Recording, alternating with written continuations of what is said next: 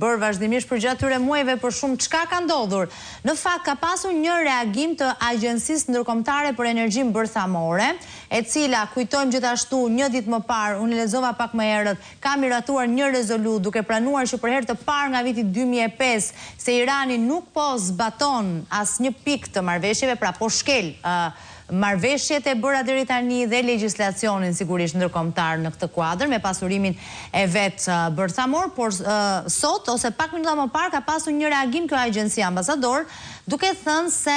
nuk ka pasur asnjë impakt goditja e sajteve ose rrjetit bërthamor të Iranit ose këtyre bazave të pasurimit bërthamor të Iranit, pra në vetvete nuk ka pësuar në një dëmtim të madh. Thënë këtë, çfarë ndryshon? Do duhet ndryshoj raporti analizës tani? Jo, se ne e bashkëbiseduam bashkë që ishte kjo një rezolut nga Vjena e qendrës atomike, cila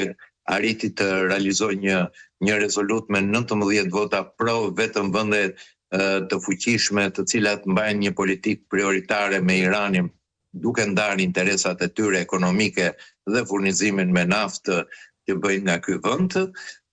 por kjo është një goditje për politikën e regjimit teokratik të Iranit. Domethënë, Agjencia Ndërkombëtare Atomike përcakton që Irani është në thyerje në të gjitha atyre rregullave të përcaktuara tashmë nga regjimet e përcaktuara nga Kombet e Bashkuara. Domethënë, kjo e përcakton akoma më e vën në një pozitë më të vështirë Iranin kur vjen puna në menaxhimin ose në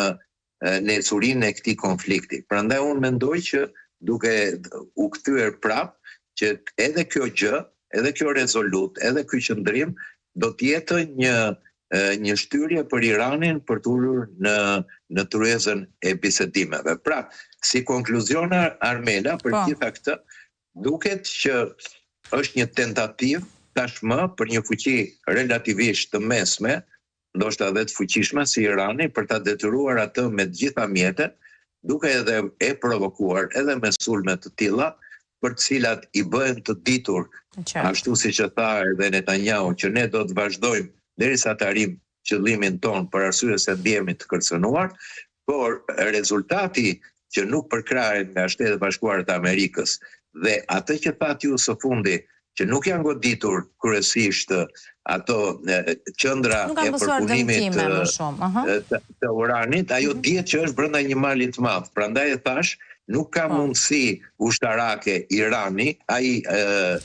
Izraeli, pa bashkëpunim me Shtetet Bashkuara të Amerikës të realizojë një sulm të tillë. Prandaj është një presion. Është një presion për të arritur ato ekuilibra të pranueshme edhe nga vende të tilla siç është Izraeli, i cili e shikon si një kërcënim. Por ajo që është kryesore janë sot e gjithë ky skenar është në funksion për të realizuar një kërkesë të perëndimit